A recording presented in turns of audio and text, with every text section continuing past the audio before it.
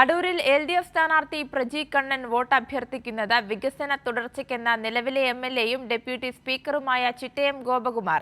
പ്രജിയുടെ തെരഞ്ഞെടുപ്പ് പ്രചരണത്തിൽ സജീവമാണ് ചിറ്റയം ഗോപകുമാർ.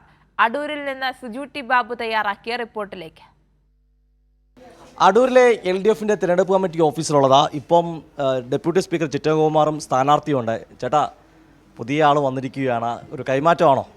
തീർച്ചയായിട്ടും ബാറ്റൺ ഏൽപ്പിക്കുകയാണ്.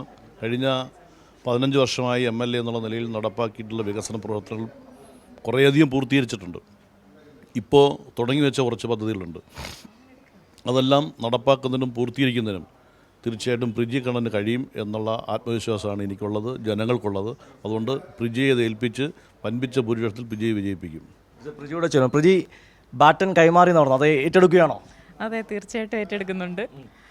വളരെ നല്ല രീതിയിലുള്ള പ്രവർത്തനം കഴിഞ്ഞ 15 വർഷക്കാലമായി അടൂരിൽ നടത്തിയിട്ടുണ്ട്.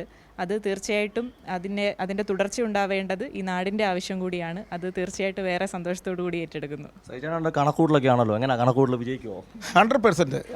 അടൂർ മണ്ഡലം എന്ന് പറയുന്നത് ഇടതുപക്ഷ ജനാധിപത്യയുടെ ഒരു കോട്ടയാണ്. ഇവിടെ നമ്മൾ വിജയിക്കുക അല്ലാതെ വേറൊന്നുമില്ല.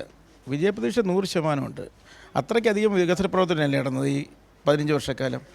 ഇവിടെ പലരും 10-20 വർഷക്കാലം നടത്തിയ വികസന പ്രവർത്തനത്തിൻ്റെ 100 ഇരട്ടി വികസന പ്രവർത്തനം നടന്ന മണ്ഡലമാണ് ഈ മണ്ഡലം. ഇവിടെ വിജയത്തിൽ കവിഞ്ഞ് വേറെ ഒരു പ്രതീക്ഷയ്ക്കും വകയില്ല. തീർച്ചയായിട്ടും വലിയ പ്രതീക്ഷയിലാണ് അടൂരിലെ LDF പ്രവർത്തകരോട്. ക്യാമറമാൻ അഖിലേഷ് കുടുംബണ്ടൊപ്പം സുജിറ്റി ബാബു, കൈരളി ന്യൂസ്, പത്തനംതിട്ട.